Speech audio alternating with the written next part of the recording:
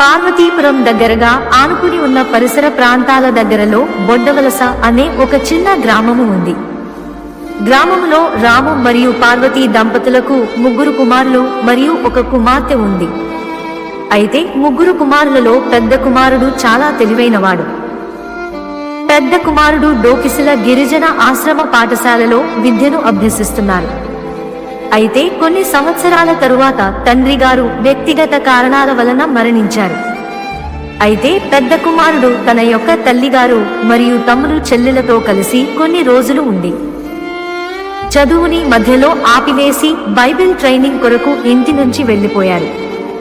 అయితే కొన్ని రోజుల తరువాత కుమారునికి తెలియకుండానే తన యొక్క తల్లిగారు మరి యొక్క వివాహం చేసుకోవాలని సిద్ధపడ్డారు.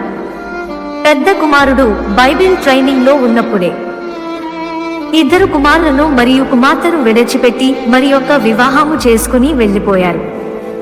ఈ యొక్క విషయాన్ని అంతా తెలుసుకుని పెద్ద కుమారుడు ఆయన బైబిల్ ట్రైనింగ్ అవుతూ ఉండగానే తన యొక్క చదువుని మధ్యలో మానుకుని తమ్ముడు మరియు చెల్లి కోసం వచ్చేశారు.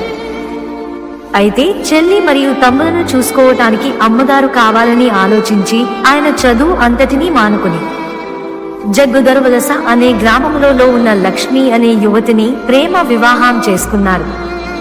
తరువాత ఈ యొక్క కుటుంబంలో అన్నయ్య గారు ద్వారా తమ్ముడు మరియు చెల్లి కోసం అమ్మా నాన్న లేని లోటు తీరింది. తరువాత చెల్లిని మరియు తమ్ముడిని స్కూల్లో జాయిన్ చేసి విద్యకు అవసరమైన ఏర్పాట్లు అన్ని అన్నయ్య గారు మరియు వదిన గారు చూసుకున్నారు.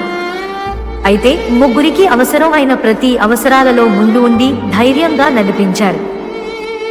అమ్మా నాన్న ఉన్నా కూడా ప్రతి అవసరమైన అవసరతలు తీరుస్తారో లేదో తెలియదు, కానీ అన్నయ్య వదిన అమ్మ నాన్నలా ఉండి తమ్ముడు మరియు చెల్లి ఎవరి దగ్గర చెయ్యి చాచకుండా మాకు ఎవరు లేరు అన్న అపోహ తొలగించి సామాన్య వ్యక్తులా తీర్చిదిద్దిన గొప్ప వ్యక్తి కృష్ణ గారు.